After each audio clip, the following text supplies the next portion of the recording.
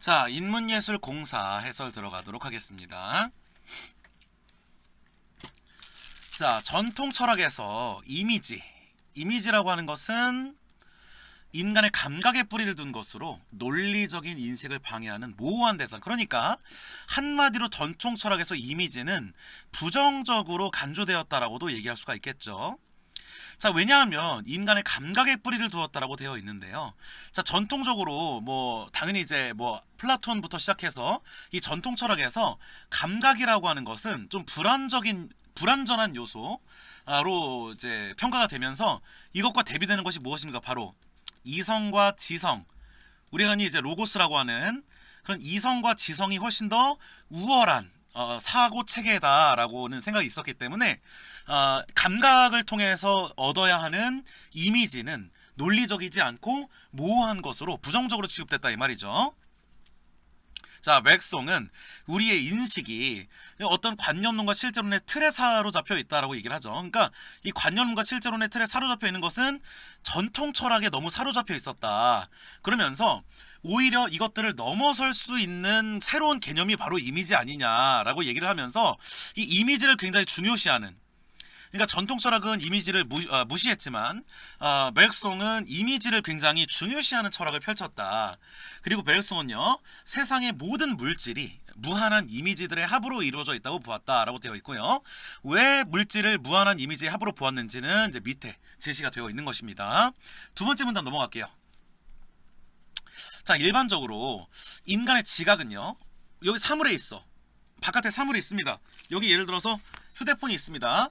자, 그러면 이 인간의 지각, 예를 들어서 시각이나 청각이나 후각 이런 것들은 이것에 대한 감각기관의 작용, 예를 들어서 여러분들이 지금 보고 있죠. 그럼 이게 이제 시각이라고 하는 것의 작용으로 이 핸드폰이 인지가 된다고 생각을 했다는 겁니다. 근데 베르송은요, 무언가 인간의 지각을 좀 다르게 설명을 해요.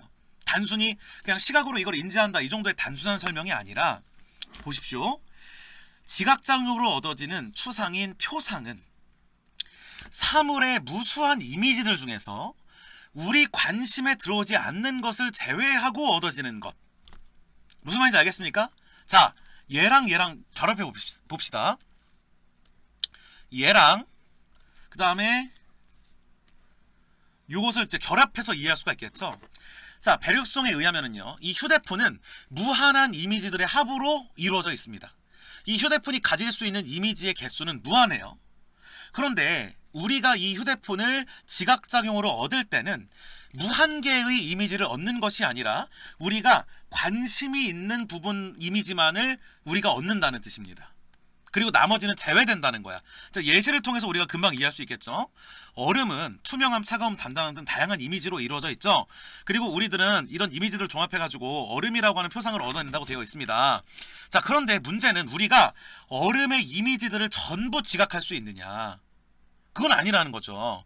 얼음은 투명함, 차가움, 단단함 같은 우리가 알고 있는 우리의 관심 영역에 들어온 이미지 외에도 무수한, 다른 말로 무한한 이미지를 가지고 있다. 예를 들어서 얼음의 분자 구조라든지 얼음의 육각형 구조라든지 얼음이 가질 수 있는 무한한 이미지가 또 있다는 거야. 그게 우리가 인지할 수는 없죠. 그러니까 우리가 제대로 인지할 수는 없겠지만 이 얼음은 분명히 우리에게 들어오는, 우리가 인식할 수 있는 이미지 외에도 무한한 이미지가 있다는 거야. 오케이? 자, 그러면 여기서 잘 봐야 돼. 이미지랑 물질 자체를 잘 구분해야 됩니다. 물질 자체, 즉 얼음이라는 것 자체는 무한한 이미지로 구성되어 있죠.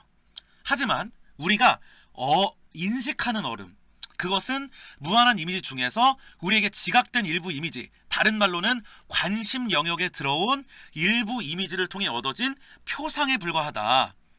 즉 우리가 인식할 수 있는 것, 다른 말로 표상이라고 하는 것은 무한한 이미지에서 나머지를 제외한 이미지일 뿐이다. 자, 여기서 여러분들이 벤 다이어그램을 정확하게 그려줘야 될 겁니다. 자, 무엇입니까? 잘 봐봐. 자, 우리가 어떤 물질 또는 물체가 있을 때요, 이 물체를 구성하는 이미지는 어때요? 무한한 이미지로 구성이 되어 있죠. 자, 그런데 이미지 중에서, 이 무한한 이미지 중에서 우리가 지각 가능한, 우리가 얻을 수 있는 이미지는 아주 일부에 불과합니다. 일부에 불과하고요. 따라서 이 일부를 뭐라고 하느냐, 이것을 바로 표상이라고 하는 거죠. 표상. 아까 표상의 정의 잘 읽어보면 나오잖아요. 표상이 뭐였어? 바로 제외하면서 얻어진 그 표상, 일부 이미지를 통해 얻어진 표상. 그럼 뭐가 되겠습니까? 그 무한한 이미지 중에서 요 나머지 것들 있죠. 요것들은 우리 관심 영역에서 제외가 된 것이죠. 오케이? 자, 그래서 기존의 철학은 이미지를 무시했는데 베르송은 우리가 대상을 인지하는 방법이 바로 이미지를 표상하는 방법으로, 이미지 중에 일부를 표상하는 방법으로 우리는 대상에 대한 어떤 감각을 얻어낸다, 이런 얘기를 하고 있는 것입니다. 자, 그는 우리가 감각기관을 통해서 무한한 이미지를 모두 지각할 수 없기 때문에 표상은 제한적이다라고 얘기를 했다는 것입니다. 오케이? 그리고 운동도 마찬가지야. 운동, 움직임. 이 움직임이라는 것도 실제 운동 중 일부 이미지만 인식해서 재구성한 것이다. 그러니까 운동이라고 하는 것도 역시 어떤 움직임이라고 하는 것도 무한한 어떤 이미지가 있겠죠. 하지만 우리가 어떤 물체의 움직임을 인지하는 것도 그 일부만을 인지하게 된다는 뜻이죠. 그것을 보여주는 것이 바로 뭐다? 영화다라고 얘기를 하고 있는 것입니다. 자, 영화는요, 실제로는 이 사진을 빠르게 돌린 거죠. 영화라는 게 그 사진을 빠르게 돌리는 거잖아. 그러니까 결국에는 실제로는 움직이지 않는 단편적 이미지, 바로 사진을 마치 연속적인 것처럼 보이도록 환영, 이 hallucination, 속인 거다. 그리고 결국에는 이 실제의 운동을 단속적 형식, 단속이라는 게 무슨 말이야? 끊어지는 형식. 자, 무슨 말입니까? 실제 현실은요, 이미지가 연속적이죠. 잘 봐. 내가 여기서 이렇게 움직였을 때 이 손이 움직이는 현상은 연속적입니다. 연속적. 자, 그런데 영화라고 하는 것은 이 장면을 뚝뚝뚝뚝뚝뚝뚝 프레임별로 굉장히 빠르게 끊어서 연결하는 단속적 형식으로, 연속의 반대말이 단속이거든요. 그래서 단속적 형식으로 재현하는 거짓 운동이다. 그러니까 영화는 사실은 페이크, 거짓말이라는 거지. 그러니까 바로 잘 봐봐. 이걸 영화로 얘기하면 이거죠. 실제 운동. 자, 실제로 운동이 펼쳐집니다. 자, 그런데 우리가 인식할 수 있는 가능한 운동은 굉장히 그것의 일부에 불과하죠. 자, 영화라는 것도 마찬가지야. 영화라는 것도 실제 운동이 있는데 이것을 끊어진 형태로 뚝뚝뚝뚝 잘라서 표현하는 실제 운동에 훨씬 못 미치는 것이고, 이 단속적 운동을 우리가 일부를 포착함으로써 이것을 이거라고 믿게 만드는 페이크, 이것이 페이크라고 믿게 만드는 그런 행위다라고 얘기를 하는 것이죠. 그렇기 때문에 지금 계속해서 얘기하는 것이 실제 이미지와 운동은 무한하지만 우리가 지각 가능한 것, 그리고 우리가 인식 가능한 것, 그리고 영화에서 모으는 단속적인 이미지들, 얘네들은 그 이미지의 아주 작은 제한적인 일부다라고 하는 설명이 계속되고 있는 것입니다. 오케이? 자, 넘어갈게요. 자, 들레즈 얘기가 나옵니다. 들레즈. 자, 새로운 사람이 등장했어요. 베르그송 다음에 들레즈가 등장했는데요.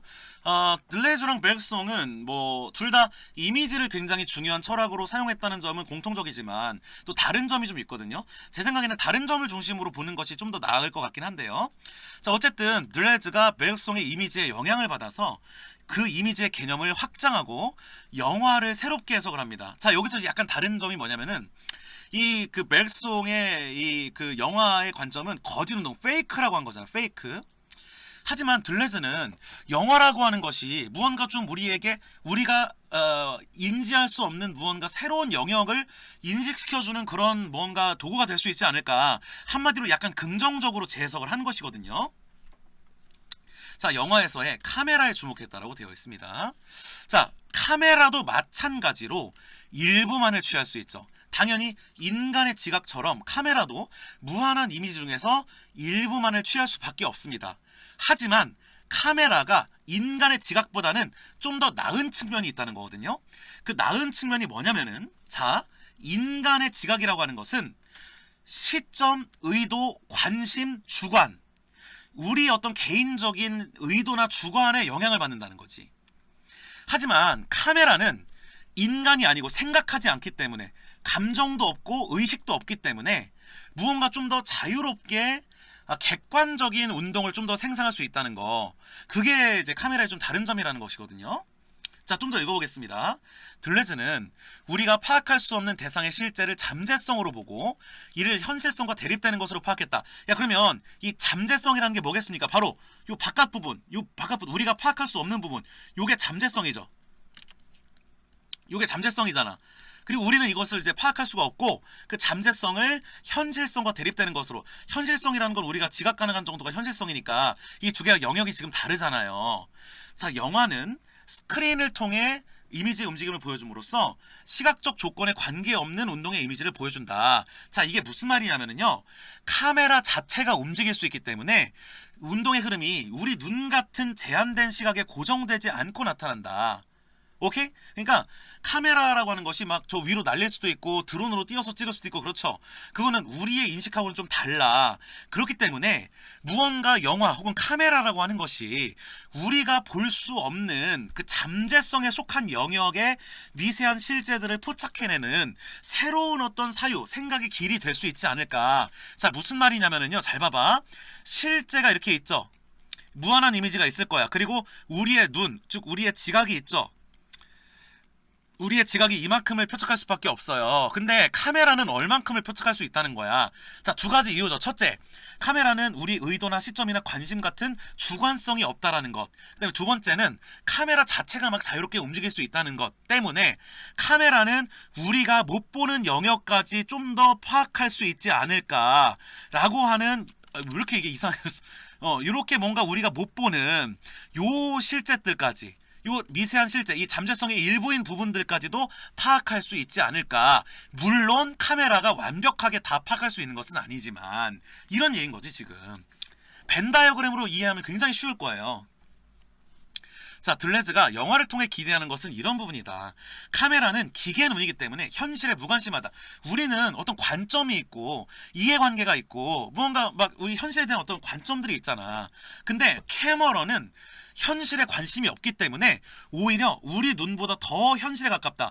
우리는 주관적으로 보고 싶은 세상을 보죠. 하지만 카메라는 보고 싶은 세상이라는 게 없어. 따라서 객관적이고 더 현실에 가까울 수 있다. 오케이? 그리고 당연히 이렇게 벤 다이어그램이 더 바깥에 있는 것만 해도 더 실제 현실에 가깝다는 얘기인 거잖아요. 자, 물론 우리의 눈과 마찬가지로 어떤 캐머라도 있는 그대로 담아낼 수는 없다.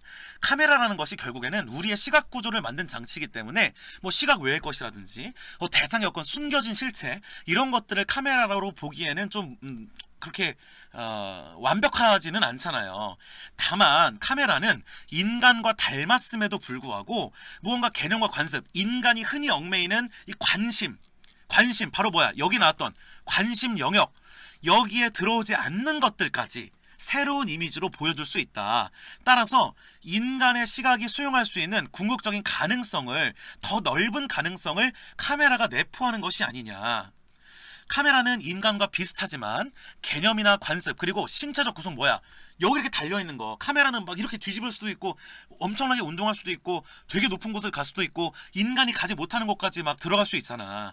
그런 어떤 신체적인 한계로부터 자유로울 수 있기 때문에 인간이 못 보는 세계, 인간이 못 보는 무한한 현실에 더 많은 이미지들을 드러낼 수 있는 가능성이 있는 것이다. 그래서 카메라가 인간의 눈보다 더 뛰어날 수도 있는 것이다 라고 얘기를 하는 것이죠.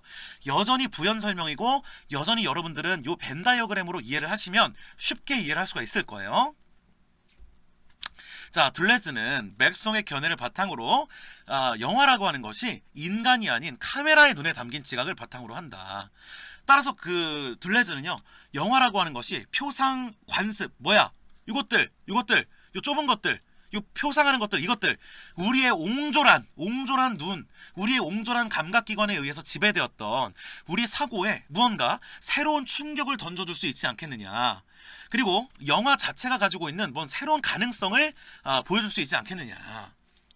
그래서 들레즈는요, 영화라는 것이 인간의 시각을 극복할 수 있게 함으로써 고정관념을 탈피하고 새로운 사유를 창조할 수 있는 그런 뭔가 더 우리 이 긍정적인 소재가 아닌가라고 얘기를 하는 것이죠.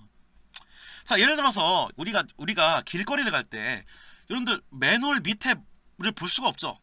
맨홀 밑에 뭐가 있는지 그 맨홀 뚜껑 밑을 볼 수가 없잖아.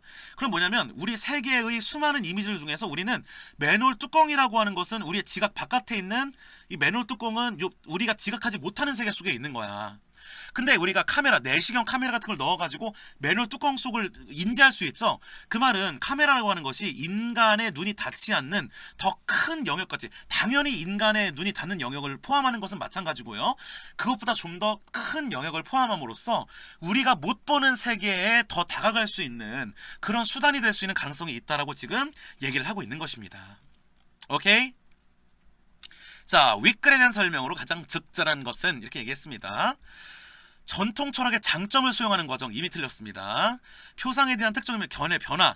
물론 뭐 표상에 대해서 뭐 멜송의 얘기가 나오긴 했지만 그 어떤 철학자도 견해가 변화한 적은 없습니다. 자, 이미지와 지각에 대한 견해를 바탕으로 영화에 대한 각기 다른 입장을 정했다고. 이거 답이 3번이겠죠. 멜송은 영화에 대해서 뭐라고 했습니까? 그건 페이크야. 그건 거짓말이야.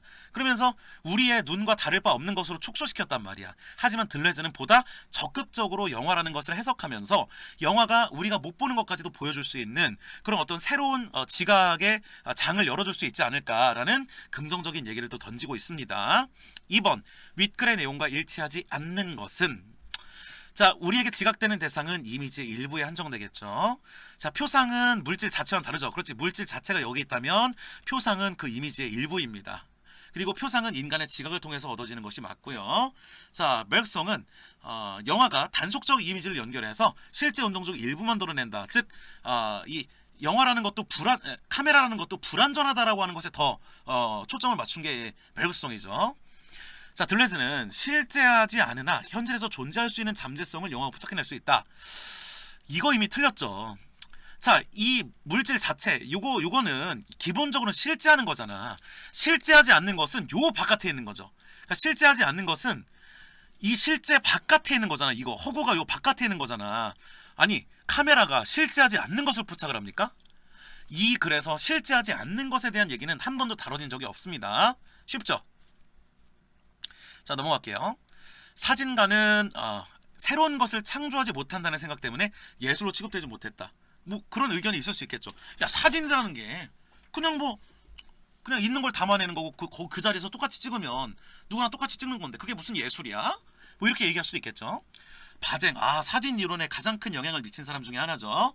자, 마생은요, 의문을 제기합니다. 그는 사진이 현실을 새롭게 드러낼 수 있다. 그리고 작가의 관심이나 의도에 따라 이미지가 자의적으로 변경되는 것을 차단한다. 이거 그래서 읽은 적 있죠. 관심과 의도에 따라 왜곡되는 것이 인간의 지각이라면 카메라는 그것을 방지하는 객관적인 현실 관찰을 가능하게 한다. 자, 회화는 화가가 관점에 의해서 왜곡되고 제한된 표상 정도를 드러나는 것이죠. 자, 사진은 물론 인각의 지각에서 자유로울 수 없다는 건 계속 나오겠죠. 지문에서도 완전히 자유로울 순 없지만 셔터를 누를 때 내가 어떻게 찍어야지, 카메라 자체가 이걸 봐야지, 야, 이게 어떠니까 어떻게 표현해야지, 이런 생각이 전혀 없고 그냥 누르는 순간에 기계적으로 자동성에 기초하기 때문에 그냥 관심이나 어떤 이런 감정적인 요소가 배제가 되죠. 결국 화가들은 자기들의 표상체계, 자기들의 관점, 자기들의 관심이나 의도에 따라 세계를 채우지만 사진은 그런 의도를 갖지 않기 때문에 의도가 배제된 세계를 새롭게 드러낼 수 있다라고 지금 얘기를 하고 있습니다. 지문에 있는 그 들레즈의 견해와 유사한 바쟁의 이론을 봤습니다. 사진이 과거의 예술로 취급되지 못했죠. 카메라의 가능성이 인식되지 못했기 때문입니다. 자, 관점에 의해서 현실이 왜곡된다는 것은 화가에게 지각된 이미지가 관심에 들어오지 않는 것을 제외해서 얻어지기 때문에 현실을 왜곡될 수가 있겠죠. 사진이 현실을 새롭게 드러낼 수 있다는 것은 자동성의 기초에 여기까지는 맞고요. 우리 눈을 통해 지각 불가능한 현실만을 그대로 담아낼 수 있다고 본 것이라겠군. 답이 딱 봐도 3번이네. 자, 봐봐. 벤 다이어그램 생각합시다. 실제 세계가 있고요. 카메라가 담아낸 세계가 있고요. 그 다음에 우리 눈이 보는 세계가 있겠죠. 자, 지금 여기서 뭐라고 얘기한 거냐면요, 카메라가 우리 눈을 통해 지각 불가능한 현실만을 담아낸다. 즉 무슨 말이야? 이 선지는 눈이 있을 때 우리 눈으로 볼 수 없는, 뭐야? 왜 안 바뀌는 것이야? 우리 눈으로 볼 수 없는 요 영역만을 카메라가 담아낸다라고 하는 선지잖아요. 그런데 카메라는 무엇도 담아냅니까? 우리 눈으로 보는 영역도 담아낼 수가 있겠죠. 그래서 우리 눈으로 못 보는 이 노란색 영역만을 카메라가 담는다는 것은 틀린 거죠. 카메라는 우리 눈이 보는 것을 포함하고 그 바깥 것들을 보여줄 수 있을 것뿐이지 이것을 제외한 나머지만을 보여준다라고 하는 것은 틀린 선지라고 할 수가 있겠습니다. 4번. 여기 이제 개념이라고 하는 것에 대해 나와 있네요. 자, 개념이 무엇이냐면요. 잘 봐봐. 개별적 대상을 추상화하는 보편성을 지닌다라고 되어 있습니다. 자, 무슨 말이냐면요. 얘들아, 사과라는 것은 개념입니다. 자, 왜 그러냐면 개별적인 사과들은 무수히 많죠. 그리고 그 개별적 사과들은 전부 다 다릅니다. 세상에 같은 사과는 하나도 없죠. 이 개별적인 사과들은 전부 다른 것이야. 근데 요것들을 이제 좀 더 추상적인 개념으로 묶어가지고 사과라고 하는 개념을 만드는 거죠. 인간이라는 것도 개념입니다. 인간도 전혀 다른 개별적인 대상을 추상화시켜가지고 인간이라는 개념을 만드는 그런 보편성을 지니는 거죠. 하지만 그 어떤 개념도 그 개념에 지시하는 사물 자체와 완벽하게 일치할 수는 없다. 즉 뭐냐면요. 요거 있지, 요거 요 사람, 요거 요 존재, 나 나랑 인간이라는 것 자체가 완전히 일치할 수가 없다는 거야. 대상의 개념은 실제 자체와는 다르다는 것이다. 그 이유는 우리가 어떤 사물에 대해 갖는 개념이 그 사물의 일부만을 추상해서 만든 것에 불과하기 때문이다. 그러니까 어떤 생명체로서의 나, 그러니까 뭐 동물과 구별되는 존재로서의 나, 아니 구별되진 않나? 동물에 포함되니까 어쨌든 다른 동물과는 구별되는 그 속성만을 추상해서 인간이라는 개념을 만든 거지, 나라고 하는 여기 있는 사람의 그 본질 자체를 표현하는 게 인간은 아니라는 거예요. 무슨 말인지 알겠어? 자, 칸트는 사물의 본래 모습을 물 자체라고 지칭하고요. 이것은 개념으로 규정할 수 없는 것으로 보았다. 즉 무슨 말이냐면 잘 봐봐. 아, 이걸 내가 표현할 수 있을까? 잘 봐. 개체가 있죠. 개별적 대상. 많이 있죠. 개체가 많이 있죠. 개체 1, 개체 2, 개체 3 많이 있죠. 자, 그리고 내가 지금 여기 그린 원은 개체 그 자체, 그 물 자체입니다. 본래 모습. 그러니까 개체의 모든 물 자체가 바로 이 원 전체라고 합시다. 자, 그러면 개념이라고 하는 건 뭐냐면 이 새끼의 일부 속성, 요 새끼의 일부 속성, 이 친구의 일부 속성, 이것들의 공통점을 모아가지고 아, 얘네들은 인간이다, 사과다라고 하는 그런 개념을 했다는 거에 따라서 이 개념이라고 하는 것은 우리의 일부일 뿐, 인간이라고 하는 것은 우리의 일부일 뿐, 우리 자체의 속성 자체, 우리 본질이라는 물 자체가 인간은 아니라는 것이죠. 우리의 일부 속성을 모아가지고 너나 나나 이 모든 사람들의 일부 속성을 모아가지고 인간이라는 개념을 만든 거니까. 알겠어? 자, 그는 물 자체를 표현하기 위한 용어로 이념을 제시한다. 자, 요게 이제 이념이죠. 요게 이제 이념이죠. 물 자체, 이 전체가 이념이죠. 이것은 완벽하게 지각할 수 없고 물론 존재하지만 도달할 수 없다. 야, 이거 얼마나 지문하고 비슷한 구조야. 자, 이념 있죠. 물 자체. 이것은 사물의 그 본질 그 전체죠. 요것이 아까 뭐에 해당되는 거야? 바로 이 실제 무한한 이미지 전체에 해당되는 것이죠. 우리가 일부만을 지각할 수 있듯이 개념이라고 하는 것도 일부다. 그러니까 개념이 바로 요게 대응되고 이 물 자체, 이념이 바로 아까 이 부분에 대응되는 이제 그런 구조를 가지고 있는 것이죠. 자, 적절하지 않은 것은 이라고 되어 있습니다. 개념에는 우리가 파악하지 못한 무수한 이미지가 포함되지 않는다라고 되어 있습니다. 자, 당연히 맞는 선지죠. 이 개념은 일부잖아, 일부. 이 개념은 일부잖아. 따라서 이 무한한 이미지, 이 바깥 것들은 포함되지 않을 수가 있겠죠. 자, 2번. 이념과 무한한 이미지는 실제하지만 인간에게 조금도 지각될 수 없다. 자, 답이 2번이네, 이미. 자, 이념이라고 하는 거, 그리고 이 무한한 이미지, 이 무한한 이미지라고 하는 것은 분명 실제하죠. 여기까지는 맞아요. 실제하지. 근데 인간에게 조금도 지각될 수 없다? 야, 요 부분은 지각되잖아. 요 부분은 지각되잖아. 이 부분. 지각되는 부분 분명히 있잖아요. 그러니까 뭐 바로 2번임을 알 수가 있겠죠. 오케이?